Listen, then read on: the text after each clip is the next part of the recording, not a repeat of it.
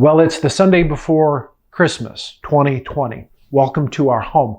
I'm Aaron. This is Unapologetics. So I thought it would be fitting today, since it is just a few days before Christmas this year, that we would talk about the holiday of Christmas. Interestingly enough, the early church, and by early church I mean the several hundred years after Jesus' crucifixion and resurrection and ascension, several hundred years, they did not celebrate Christmas at all. It just wasn't a thing. Their big holiday, as you can surely guess, Easter, the wonderful, life-changing, world-changing, new creation event of Easter. Christmas really wasn't there at all, and until hundreds of years after that, they decided to, join holidays and things. There's lots of history online that you can find, and I won't go into that. There's people much more knowledgeable than I. But the church has had its love-hate relationship with Christmas, hasn't it? Well, meaning after several 1,500 years, Christmas had turned into just a big drunken party with really not much holiness to it whatsoever. Think Mardi Gras in New Orleans, and there you go. That was Christmas for hundreds and hundreds of years.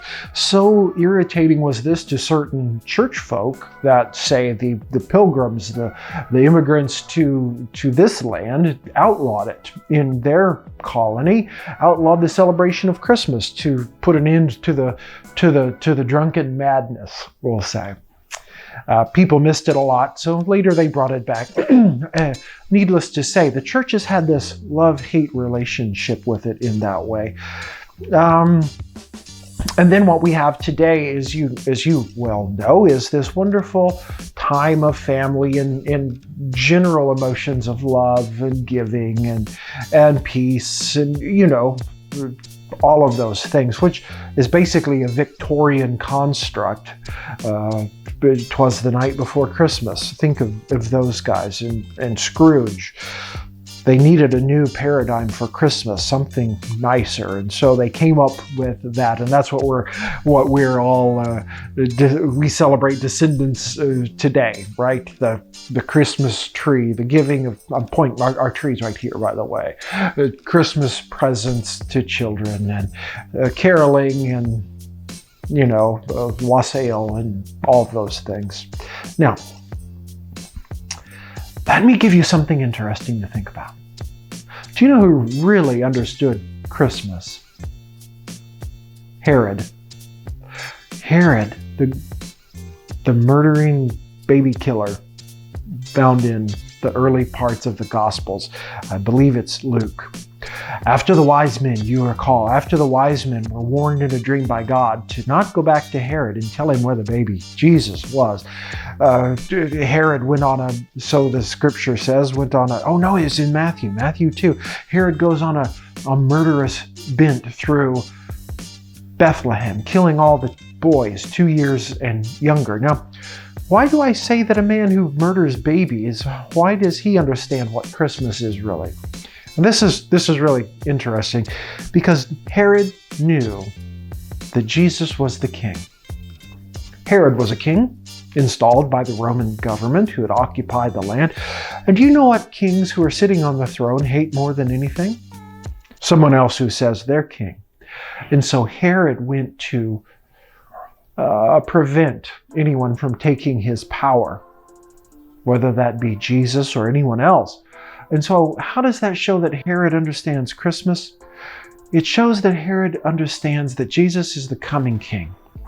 Jesus isn't just a baby who tells us it's nice to be nice, although it is. Jesus isn't just a guru who helps us to be kind and pet kitties, although you should. Jesus is the king who comes to set the world right, the evil, the selfishness, all the things that we sing carols about at Christmas time today. Your grown-up Christmas list, thinking of Amy Grant. If you think of that, Jesus the King comes to put an end to all of the wickedness and bring the good things we so desire. Herod knew that, and Herod was perfectly happy with his kingdom of violence and oppression and greed and using people to get what he wanted.